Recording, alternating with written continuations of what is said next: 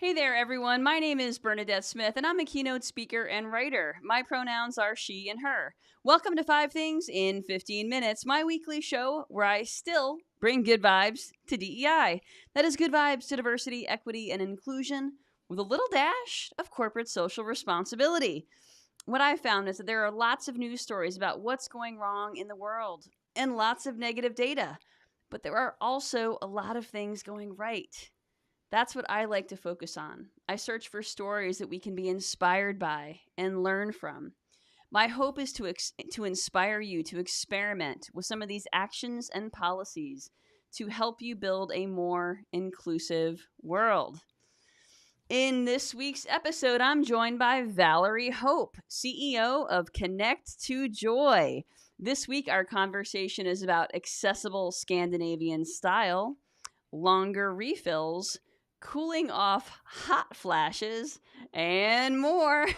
Welcome to the show, Valerie. Let's get started. Oh, thank you. And I'm so glad that you made me change my business name to Connect to Joy so that matched your aesthetic and your brand. Oh, Amazing. perfect. I'm Hey, kidding. Valerie, can you tell folks a little bit about yourself? Yeah, absolutely. So I live in Dallas, Texas, and like you, Bernadette, I'm also a speaker and I'm a leadership coach and also an author, aspiring author. And part of my work, like you, wanting to bring good vibes and focus on things that are positive as well, and put as much energy there. I like to help the people that I work with, my clients, to tap into joy, right? To tap into the areas of strength. That's an internal job, by the way. It's not just an external, because I think what once we connect to the joy that we have within us, we connect to the things that we're good at, we connect to the positives, the purpose, everything that we have internally, we then have some power and influence externally. And so that's Mm. the magic that I like to bring to the world. So you help folks start with their own personal version of joy, whatever that means to them, so they could build Mhm. that to then save the world. Is that basically it? Save the world, save themselves. Whatever seems important to them, yes. That's awesome. I love that. And is the work that you're doing like what sort of how are you presenting it? Is it more coaching or workshops or speaking? Like how is that? How are you bringing this into the world, into your clients? It's Yeah, it's a little bit of everything, honestly. I started out primarily doing coaching, leadership coaching, one on one and small groups. But I also get hired to do keynotes. I've also done facilitation of workshops and classes, long term things with groups of people. So those are some of the common vehicles, but the message is the same. I can tailor it to one or to many. And the idea is that help people really tap into who they are and what they bring. Sometimes we have to clear some things. You have to clear the cache, like you do on a computer, right? We have some programming that's maybe outdated or doesn't serve us anymore. So I support people in identifying what that is so that they can be more conscious of themselves and get Mm. connected to themselves and other people, and then ultimately be more creative with how they want to influence the world around them. I love that. Well, I'll be honest. Up until a few years ago, I was a workaholic, obsessed with my career. I'm still obsessed with my career. I'll be honest. I love what I do, but I also used to be a lot more in a hustle mindset, Mm. and now I have relaxed quite a bit, and I have a couple of hobbies. So, but I think that there are a lot of people like me who are just sort of heads down, do the work, don't really have a lot of external pursuits. How do you Mm. encourage folks to figure out what lights them up and what brings them joy? Ah, so I think first, I don't have any judgment around work being some people it's a joyful pursuit, right? It fulfills a Hmm. need to contribute, it fulfills a need to serve, it fulfills the need to be creative. I mean, it fulfills so many needs. I think the True. challenge is that when we are not connected to the need that the activity brings, then we are lost, right? So, for example, some of the hobbies, I know you do comedy, right? That may fulfill a need for self-expression, for Hmm. humor, right? I play tennis. I'm not a competitive person, so it doesn't fulfill a need for competition, but it fulfills a need for me for connection, for physical expression, for Hmm. play. right? And so what I help people identify is what need is their activity fulfilling. And if they can Mm. articulate that with a need that is life-giving, right? There's some aliveness in the needs that they have.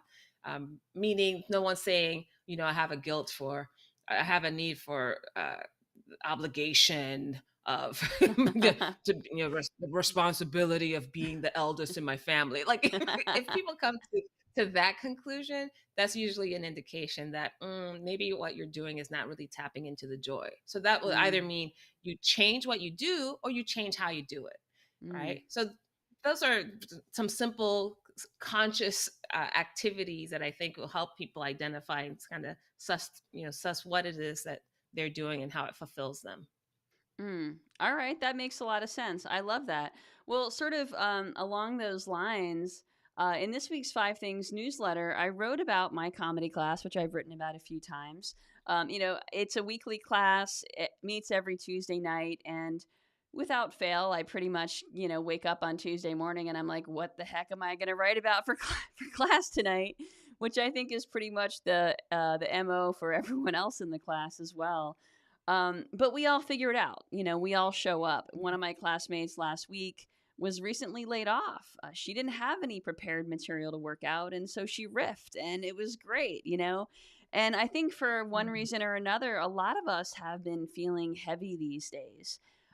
But class, we crack up, right? It brings that joy that you're talking about. Mhm. And I did a little research and I learned that laughing actually swaps cortisol, which is a pretty intense hormone, with dopamine, oxytocin, and endorphins. Like it literally brings joy. And Yeah. so I just wanted to share that because what a gift of shared laughter, right? What a Hmm. gift to be in a Hmm. room of people laughing and connecting in that way. And so Yeah. that is my wish for everyone this week. Valerie, can you relate to any of that? Oh my gosh, absolutely. First of all, I think that that's a great antidote to stress. I think we have been sold a bill of goods that being stressed helps us solve problems more creatively. Like, I've been laid off, I need to find a job, I need to, oh my gosh, there's a sense of urgency maybe, or survival mode kicks in. But that's usually the worst state of mind that we could be in to do anything. So, first of all, kudos to your classmate that she didn't just, I'm not going to go anyway, I don't have anything to say, or that she was in, such a state that she couldn't relate to any of the things that you all, her classmates, were going to do. She went to a supportive environment where she could hopefully shake off some of that, right? Hump herself up with some dopamine and oxytocin and all the things. And that innately gives us a better frame of mind. We're not in that, mammalian brain, I think they call it, where we have the amygdala hijack, right? We are able to access that prefrontal cortex, that way of thinking that makes us more creative and more resourceful, and all of those things that are so positive. So yes, kudos. That's brilliant. Laughter is a gift. Seek the True laughter medicine. and True seek it in medicine. community. Yeah, get yourself, no matter where you live, find an open mic, find a comedy special to watch. There's so much great talent right now. 100%. Okay, well, let's move into this week's good vibes. The first story this week comes from IKEA, which has a new line that introduces accessible home items like a shower chair, two step stools, and bathroom accessories designed with non slippery feet, handles, soft edges, drainage holes, and a high visibility dark finish. So the idea is to embed inclusive features into everyday furniture by taking away the burden from marginalized people with disabilities to sort of have to figure this out on their own and or have higher out of pocket costs for specialized items. Yeah, I love that. It reminds me of some of the work done around design thinking. I Mm-hmm. remember, I don't know if it was Oxo Grips or some other brand. I might be making up the brand, but the intent was there where they actually used the people they used to test their products were people who suffered from things like arthritis or had different disabilities, where they designed the handles so that anybody in that spectrum could use it, right? A child, an elderly person, if you had arthritis, and base the design off that, right? So you kind of go to the outlier and use the outlier to inform. And I love that idea of IKEA using that same mindset to create Mm-hmm. something to be more inclusive. And it's just good for everyone, right? Hmm. It creates a win-win. And when it's built that way from the start, then it doesn't have to feel like this extra thing. So Yeah. I love it. Greater market share. What? Business? Capitalism? Exactly. Well, that's one of the benefits, right? Of having that's a positive thing for capitalism, right? It really it behooves people to think bigger because you can more inclusion creates usually a bigger marketplace and more clients, and you can serve more people. It's good for everyone.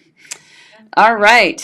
The second story this week comes from the state of Washington, which has, where the governor signed a new law requiring health plans to cover a 12-month supply of hormone therapy prescriptions, including for testosterone, which ensures uninterrupted care for trans individuals who have been approved by their medical providers.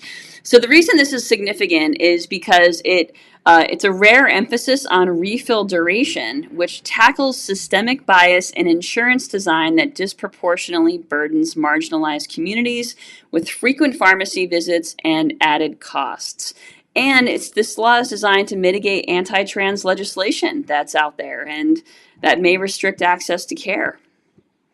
Mm. Yeah, it's funny. I used to have a podcast. I don't know if you knew this. It was called Not Quite Strangers, where I introduced two people who don't know each other to have a Oh. meaningful conversation. Hmm. And I had a podcast episode where I invited two individuals who were both transgender, one transgender male, another transgender female. And one was good vibes because they both talked about their experience, and some things were difficult, but Mm-hmm. we had a lot of laughter about their experiences. Learning about the other gender, right? The gender that Mm-hmm. they were adopting. So when I think about individuals like them, and the conversation and the journey that they've taken, and you talk about this legislation, that's what it brings to mind. And I think it's so important for us. Some of these things in the news seem so far away, or they might feel controversial until you know someone who would Mm. benefit from it. And so I think the key for me is connecting with people and understanding that person's lived experience gives us a different point of view when we hear something like this that could be so meaningful and game changing for them or a community they belong to. The power of stories, right? Hmm. And the courage that people have in sharing their stories, which is not always easy. Yes. All right, big props to Washington State. So hopefully other states will proactively follow and expand trans healthcare coverage. Yeah. All right. The third story this week comes from CVS Health, which became the first U.S. firm to earn Medovia's menopause friendly accreditation. They did so by overhauling their menopause policies, training, environment, and culture to support their menopausal colleagues. So, CVS expanded its learning hub with manager focused e modules on accommodations and resource signage, launched peer support groups, added specialized providers to its network. And is it, this CVS is addressing the 1.8 billion in U.S. workdays lost annually to menopause symptoms. Wow. I don't know about you, but I think being in menopause made me work harder. So I don't know if I took any time off. And I always have my handy dandy, yes, like fans for potential hot flashes. But I recently, and I think I'm on the other end now of that experience. I recently had this moment where I started to see that there was so much. Went through extreme, right? My mom never talked about menopause growing up. I didn't even know what that was. And Mm-hmm. then where I am, I feel like I'm talking about it all the time because I didn't want there to be any kind of shame or misunderstandings about it, right? Mm-hmm. Normalizing it. But I also saw that there was a point in time where all of the media that I saw was around fixing menopause. Somehow Mm. that this part of life was another problem for women to resolve. And Mm. I just for a moment just thought, you know what? There's been a millennia of women and that have lived, thrived, had children and held jobs and taken care of communities that have experienced menopause. And I'm also now on the end that I don't want to. It's not a problem to solve. It's a stage of life to honor. And I Mm, love that there programs that help acknowledge that there's perhaps need for some people to take care of, self-care is so important at any stage of life, but for us not mhm, to marginalize people because of a stage of life that is inevitable. You can't turn the clock back. We can be more productive, and there's ways to be even more productive by taking care of the people in your companies, organization. So I'm 100% in favor of taking care of people, period. mm. And then take care of ourselves, but do so not because it's a problem, something to solve. It's because it's a stage of life that we need to honor. I love that reframe and so succinctly put. Stage of I've got life to to work honor. on that. Don't you feel that way, right? Yeah, You can't help it. yeah, absolutely. I feel like I'm in a, and I'm not, I'm in perimenopause, but I definitely feel like it's just Oh, you had one. to say that, right? Oh, okay. Okay. Yeah, she's younger. Yeah, what? So what? I'm just in peri. I'm sorry. I'm in post.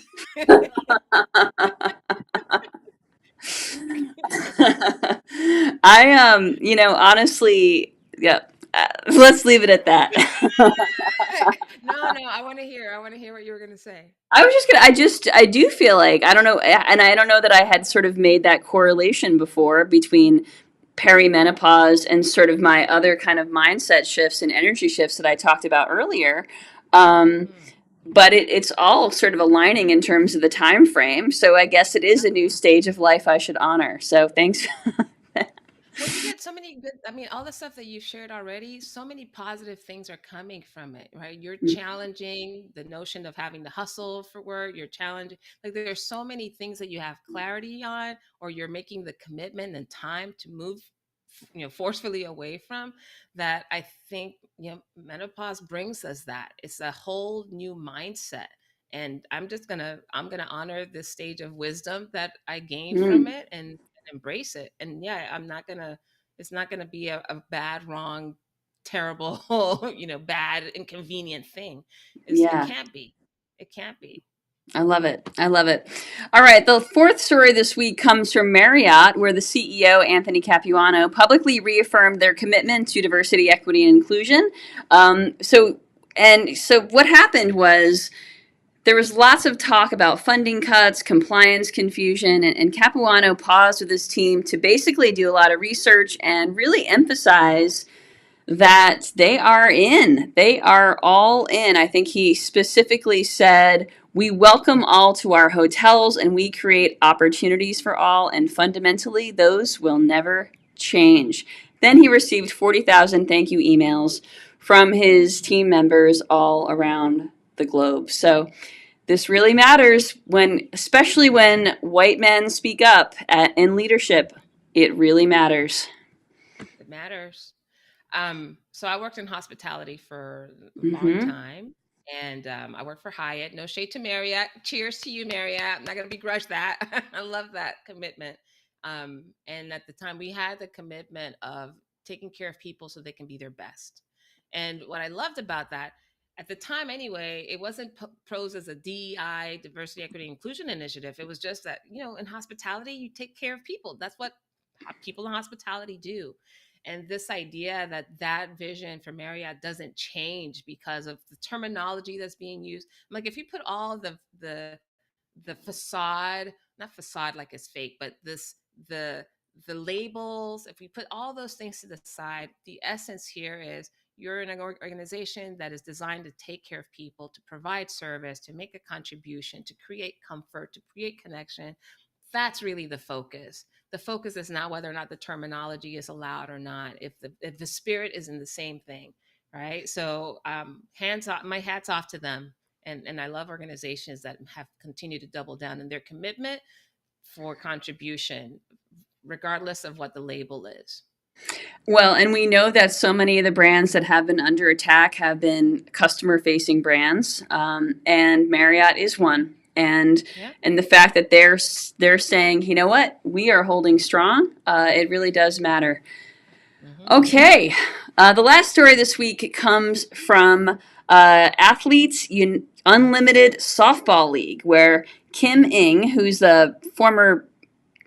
Let me back up here. Do a little rewind. Okay. After 3 days. There's going to be some edits in this one. After 3 decades of breaking barriers in Major League Baseball, Kim Ing made a rare, bold pivot to women's sports as the inaugural commissioner of the Athletes Unlimited Softball League. So Ing earned 3 World Series rings and became the first woman GM of a men's pro team. But what's really cool is that this new softball league has rotating rosters, individual performance incentives, and a leadership team of legendary women athletes that gives underrepresented women major decision making power. So there's a lot of equitable governance that's part of the way this new league is set up, and so very cool to sort of see that being built from the ground up. Yeah. That one I had very little reaction to because I don't follow baseball or softball at all. Not to say that I needed to, but I do think that, taking our talents and skills and the experiences to organizations that may not have access to the same level of talent or the same pool of talent, it's always a good thing. My mom always told us to bloom where you're planted.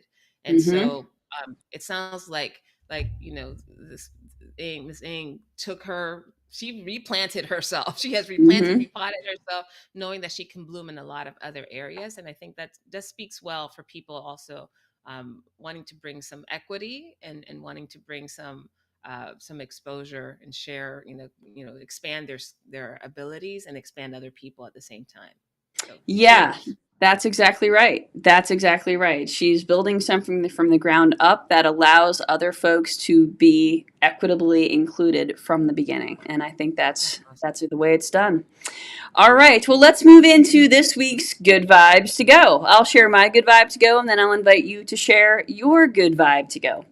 So my good vibe to go is to go see the film Sinners in theaters. I recommend seeing it in theaters. So Sinners is a vampire film. It is rated R, but it's also full of subtext and tons of symbolism, which I encourage you to read up on after the fact. I loved it. I thought it was really smart, beautifully done. Lots to sort of digest after seeing it. Have you seen it, Valerie? It does not appeal to me. So no. No. Fair. Okay. Well, what is your good vibe to go, Valerie? Well, I don't want to give any shade. No shade to your vibe. Ah, it's all good. There's plenty of people who I'm sure would love that. Yeah, they I all think kind the box office numbers show that a lot of people. of 100%, 100%. So my good vibe to go kind of connected to the first part of our conversation around, decreasing the amount of cortisol and all these other stress hormones and increasing some of the feel good hormones. And part of it is by doing, I call this a freeze frame. So I mentioned it in my Instagram. I have a little post that I put together on Instagram and LinkedIn to show this, but essentially it's taking a moment and thinking about memories or experiences that make us feel good. It could be Hmm. a memory of petting our favorite animal. It could be a weekend shared and laughter with friends at a comedy show. It could be your favorite piece of music. So first of all, having on the ready like feel good memories or experiences that you can think Mm. about. The first thing you do with this after you have that kind of menu is take some time and take a breath, and you breathe, feeling the breath move in and out of the area of your heart. And as you continue that heart focused breathing, you bring to mind one of those memories. It just makes you feel good. It makes you think more positively. And you continue that. Sometimes it takes a minute or two of that type of breathing and bringing that memory and reliving that memory specifically to help calm down that stress response that we might have. And then if we're trying to solve a problem or address a challenge or a goal, from that more objective space, you can ask yourself, hey, what can I do that's even more effective than what I've been doing? Mm. Or, what's another way to look at this challenge I'm experiencing? And because we have kind of decrease all that cortisol that helps us think survival thoughts only. Yep. We've just decreased it enough. Now you have access to the part of your brain that can be even more creative, even more inventive, even more connected and patient.